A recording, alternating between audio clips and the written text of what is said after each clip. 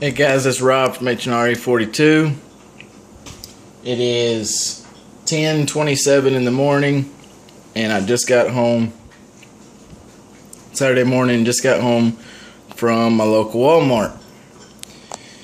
I saw online that these Winchester white trash ammo was coming in, so I showed up at my store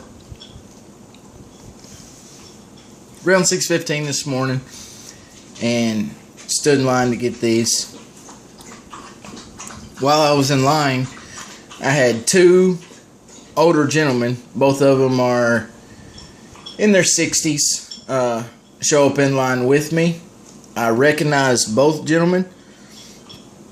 They are from the bordering towns around me where I had scored my M22s. So they're not from my turf. They'd stepped into my turf today, and I found that a little interesting.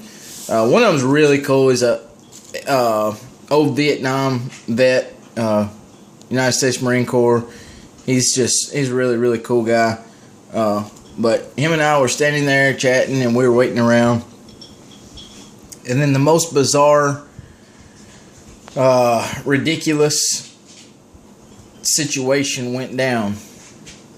About 10 after 7, out walks this girl. She's about 25 years old. She comes out, she pushes some buttons on the register or whatever, and she looks up at me and she says, "How can I help you?" Now keep in mind, she's not pushing a cart with any ammo. Not shotgun shells, not 40, 45, nothing. She has not a box in her hand.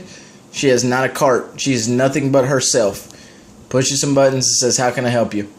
And I said, "Well, we were just wondering what ammo might have came in last night." And her reply is, "None.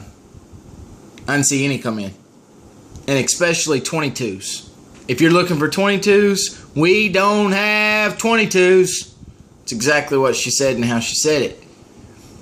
And at that moment, the two older gentlemen that was with me, they both turned around and started to walk off.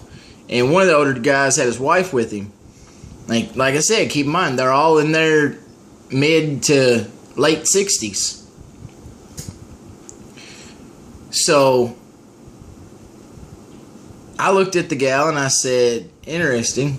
I said, "Well, I tell you what," I said, "if you would," that was my exact words, "if you would, do me a favor and check under this cabinet."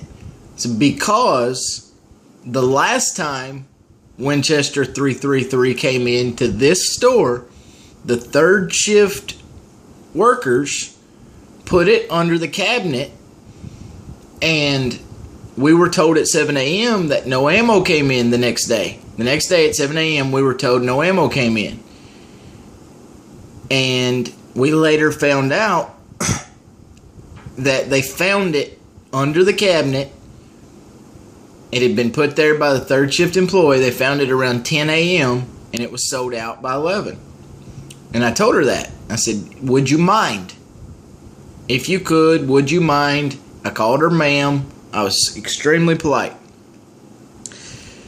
And instantly, upon me making that suggestion, this woman's face turned as red as my kitchen walls right there. And her eyes bugged out of her head. She started shaking. She slammed open the cabinet doors. She took her arm inside and raked out everything that was inside that cabinet. Threw it all out onto the floor. Just started throwing everything that was in the cabinets, ripping stuff out, throwing it in the middle of the floor. And she said, "You see there? There ain't no damn 22 in this cabinet." She said, "I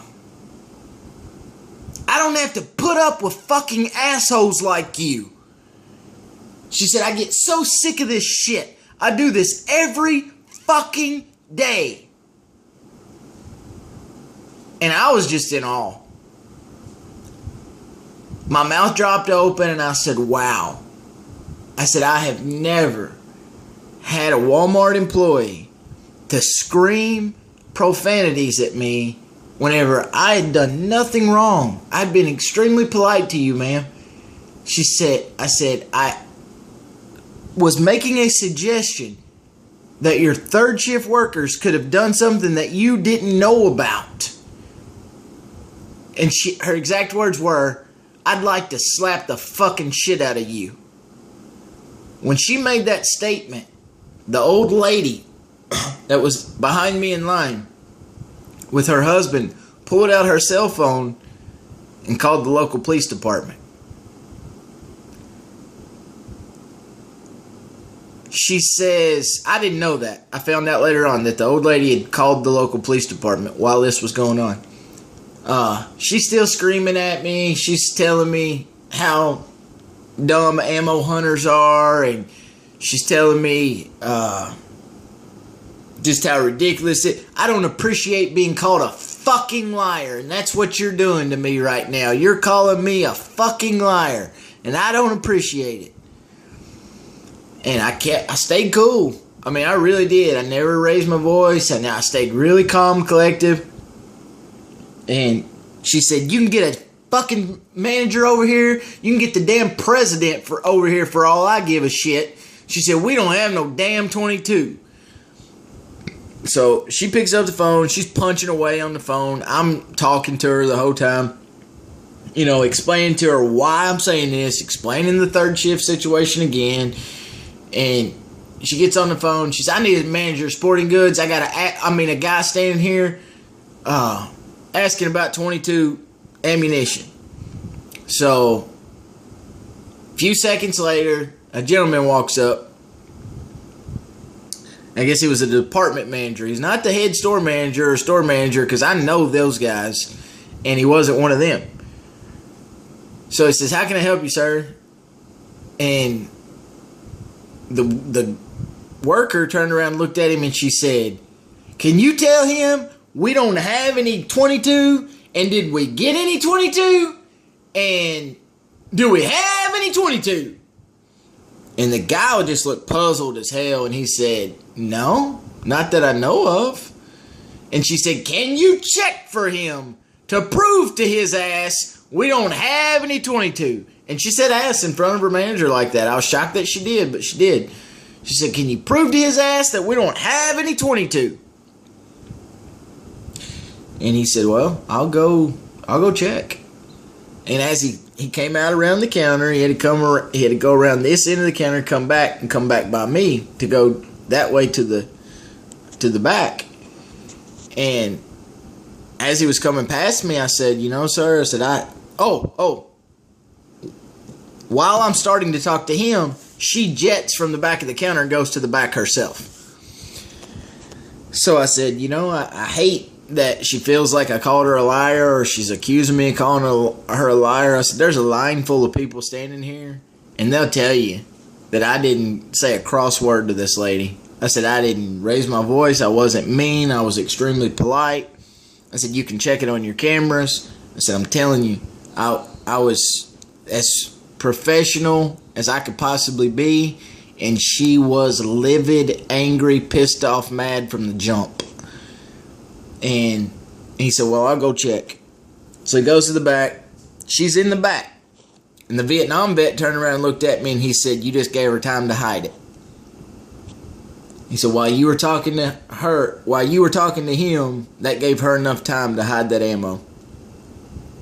And I thought, damn, he's right. So my hopes weren't too high at this point. So we stand there in about 5 minutes or less. I don't know. 5 minutes or less. Here he comes. Cardboard box under his arm. He sets the box down. She's nowhere to be found. I guess she's still in the back. He comes out. He sets the box down. He gets open his box cutter. He cuts the box open. He looks up at me. He said, who was first? And I said, I was. And he said, how many would you like? I said, I'd like 3, sir. So he told me the price. I handed him the money. When I handed him the money, I apologized again. Again, sir, I really hate that she feels like I called her a liar and that this got stirred into the ruckus it did, because I really honestly didn't. And he said, "Oh, we had to talk about it." And he was just real short, real frustrated. He didn't apologize for her. He didn't say that she, I felt like him being a store manager or department manager or whatever he was, him being her superior, I felt like he should have apologized for her on her behalf as well, on behalf of the store as well, but he didn't. He did tell me that he had a talk with her, and I kind of left it alone. I left it at that. So as I'm turning around to walk out, up walks local PD, black and whites. And I was as shocked as the manager was or anybody else was, because this old lady had called the police. So the police officer walks up and he says, "Who contacted us?" And the old lady raised her hand and she said, "I did." She said, "We just had a verbal argument between an employee and this customer, and I didn't know how much it was going to escalate. Whenever I heard her say to him, 'I'd like to slap the fuck out of you,' she said, I took that as a threat and decided it was time to pick up the phone and call the police." So, he asked me, did I want to press charges or anything? I said, no, not in any shape, form, or fashion, none whatsoever. So that was the end of that. My dog's barking, gonna mess my video up. But I'm not telling this whole story again.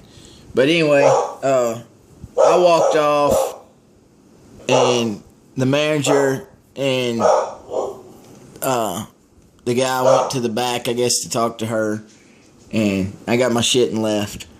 So, and I hit a couple yard sales on the way home. I guess in the process of everything that happened, my damn ticket got lost. So, you guys that know me, I've never ever put anything on this damn table that I didn't have a ticket for. For some crazy reason, if you don't think that this situation happened exactly the way it did, so be it. I don't care. Whatever. Don't really matter to me. You guys that know me know damn good and well I'm a stand-up, honest engine, so that's that. But anyway, guys, I felt like that was the craziest Walmart experience. I know Mr. Troy Hunter says he has a Walmart Nazi. I think I've heard Metham, Colossal, maybe Pistol Pete talk about a Walmart Ninja. I just had a straight Walmart bitch. I don't know what other word to use. I mean, this girl was on one. I guess she just had all the asking for 22 she could take. And I know better. Like Jack said, we don't need to ask them if they got ammo. We need to tell them they got ammo. It's that damn simple.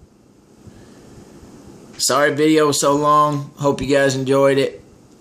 We'll see you around, fellas and sisters. Don't take no for an answer. Get your shit.